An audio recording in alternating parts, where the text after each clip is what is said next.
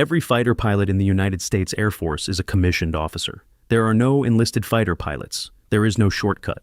Before you ever touch a throttle, you must first become a leader, and the Air Force has 3 ways to make that happen.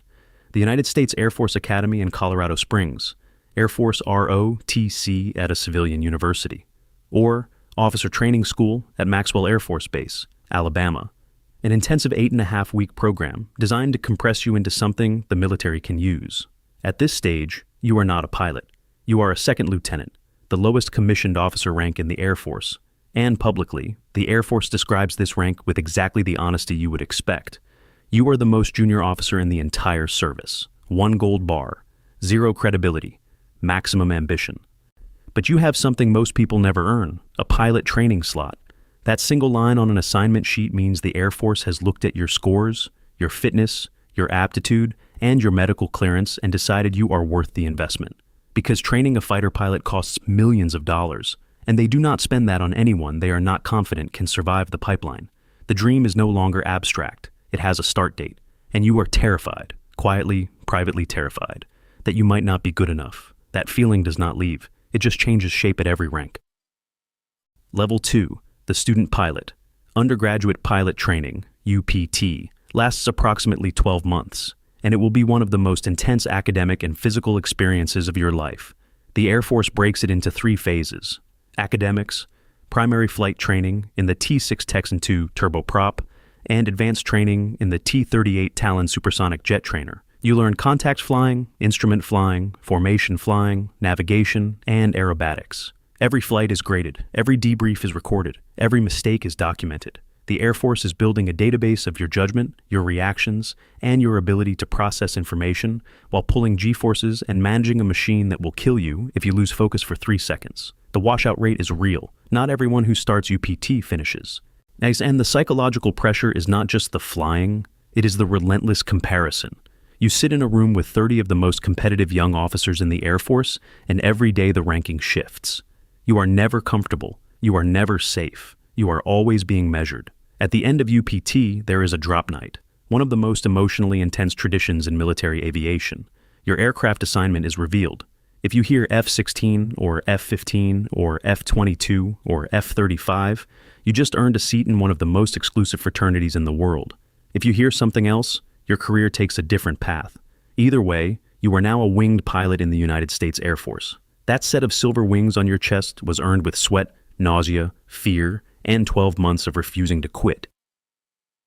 Level 3, the fighter student. Having a pilot's wings does not make you a fighter pilot. It makes you a pilot who has been assigned to fighters. The transformation happens next, in 2 stages that will rewire the way you see the sky.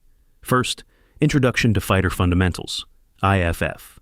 This is where you transition from flying a training jet to thinking like someone who will use an aircraft as a weapons system. You learn basic fighter maneuvers, air combat tactics, and the fundamentals of operating a single-seat aircraft in a high-threat environment. Then, the formal training unit, sometimes called the B course.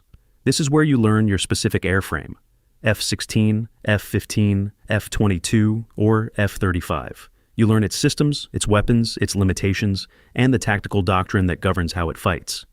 The B course is demanding because the jet is demanding. These are not forgiving machines. They operate at the edge of physics and the edge of human endurance. By the end of this phase, you will have logged your first hours in a frontline combat aircraft. You will have dropped simulated ordnance, engaged simulated threats, and made decisions at 500 knots that were debriefed frame by frame afterward. You are no longer a student in any general sense. You are an apprentice combat aviator, and everything from this point forward will be measured not in flying hours, but in combat readiness. Level 4, the wingman. You arrive at your first operational fighter squadron as a second lieutenant or first lieutenant, and you carry the status of Combat Mission Ready, CMR. Publicly, the Air Force describes this as the point where a pilot is qualified to execute the full range of missions in their assigned aircraft. In practice, it means you are a wingman. You fly on someone else's wing, you follow the flight lead's plan, you execute your portion of the mission with precision, and you keep your mouth shut in the debrief until you are asked to speak. The hierarchy inside a fighter squadron is ruthless and transparent. Your credibility is measured by your tactical skill, your situational awareness, and your ability to contribute without creating problems. A typical flying day is a 12-hour commitment, brief for an hour. Fly for 90 minutes, debrief for 2 hours. And in between, there are scheduling duties, shop responsibilities, physical training, and the endless study of tactics, threats, and weapons employment.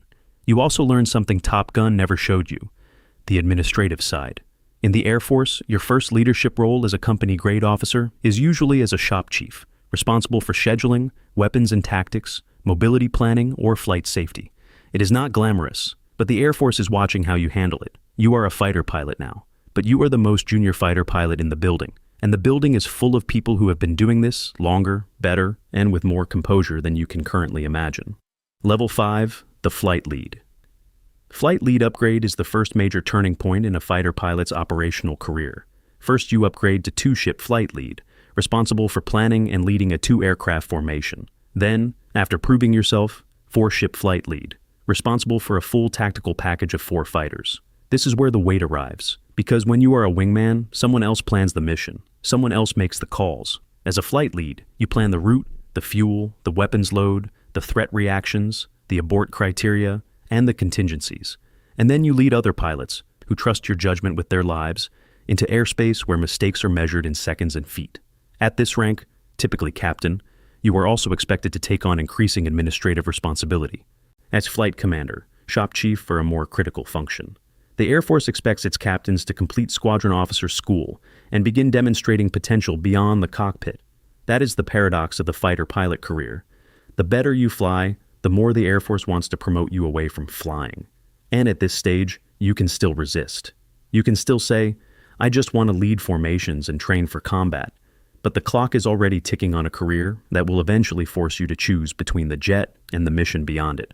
For now, though, you are in the golden window, leading 4 jets through a canyon at low level, or prosecuting a simulated target in a complex threat environment, or executing a combat mission on deployment. This is what you dreamed about, and it is exactly as intense as you hoped. Level 6, the instructor pilot. Instructor pilot, IP, is one of the most respected upgrades in fighter aviation. It means the squadron trusts you enough to put a less experienced pilot in a jet and let you be responsible for what happens next. IPs fly with students, evaluate check rides, and enforce the standards that keep the squadron combat ready. Some IPs go back to a B-course schoolhouse to teach new pilots their airframe from scratch. Others stay in the operational squadron and mentor the newest wingman.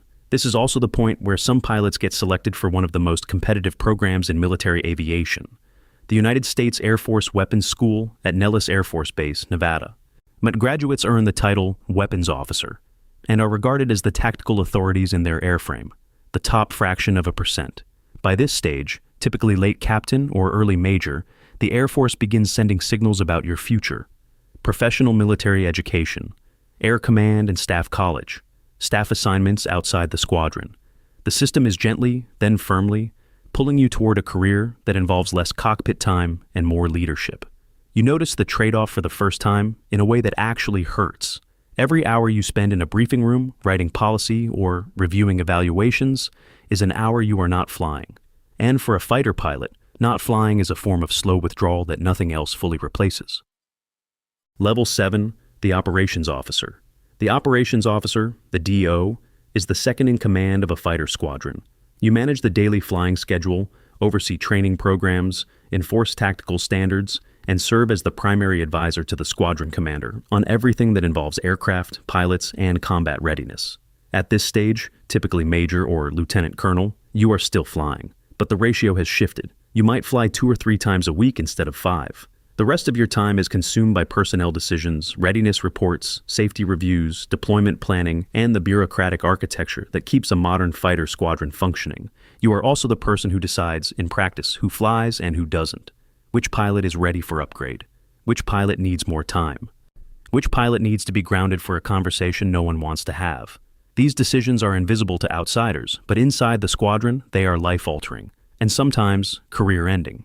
The DO job is where many fighter pilots first confront the full weight of institutional responsibility. It is no longer enough to be a brilliant stick and rudder pilot. You must be a brilliant manager of other pilots, other egos, other families, and other ambitions, while maintaining a level of tactical proficiency that commands respect every time you strap into the jet. You miss flying more than you expected, and you are better at leading than you ever anticipated. That tension defines this rank, and it will never fully resolve. Level 8. the squadron commander.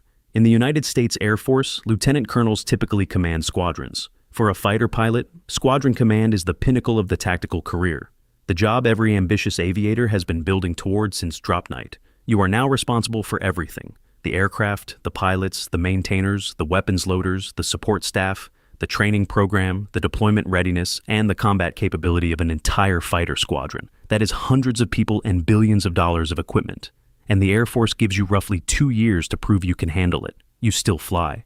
A squadron commander must remain tactically credible, but the jet has become a secondary instrument. Your primary instrument is now judgment, about people, risk, resources, and the relentless balancing act between readiness and welfare.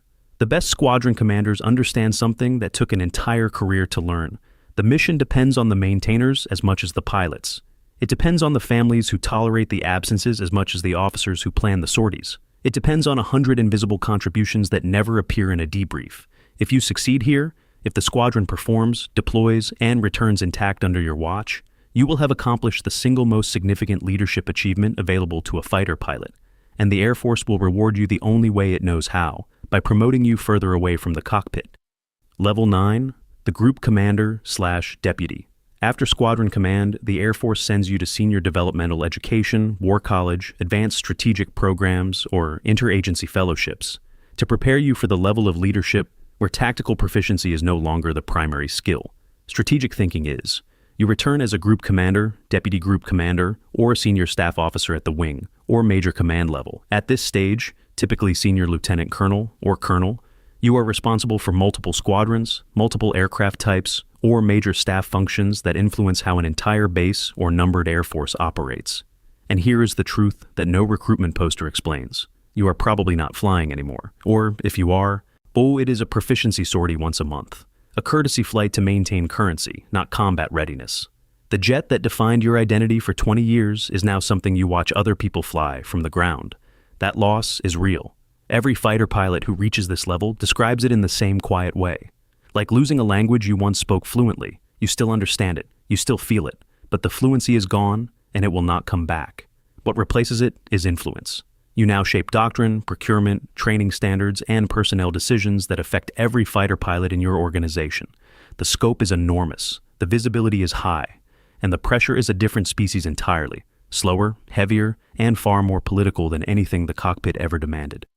Level 10, the Wing Commander. Colonel is the rank that commands a wing in the United States Air Force.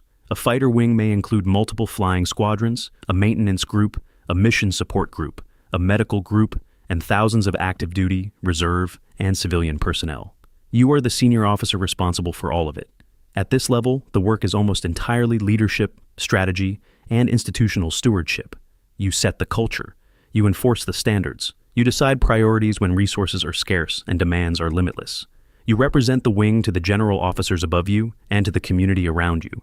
You also carry something that only wing commanders understand: the weight of being the person who signs the deployment orders. You are the one who looks a family in the eye at a send-off ceremony knowing that you approved the rotation. You are the one who receives the call if something goes wrong 10,000 miles from home. And yet, somewhere underneath the responsibility, the politics, the protocol, and the institutional gravity, you are still a fighter pilot. You still remember the first time you pulled back on the stick and felt the ground fall away. You still remember the G-forces, the radio calls, the afterburner kick, and the savage beauty of a force ship breaking through the weather into a clear sky.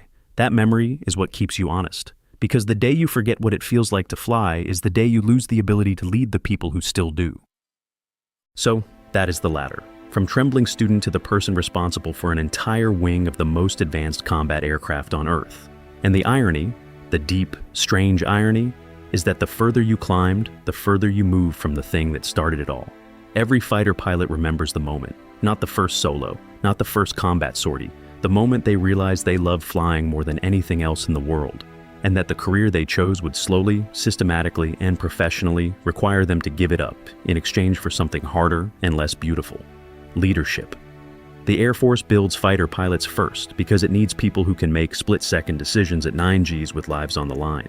Then it promotes those same people into offices, staff meetings, and command suites because it needs leaders who understand what it costs to send someone into harm's way. That is the trade: speed for wisdom, G-forces for gravity. The roar of an afterburner breaks the silence of an office at midnight, deciding something that will affect 1,000 families by morning. If this hit you, if you felt something watching this, subscribe. We are building more of these. Every rank, every unit, every career ladder that no one else explains honestly. Please leave a comment to let me know which career you would like to pursue next. And I will see you in the next one. Clear to engage.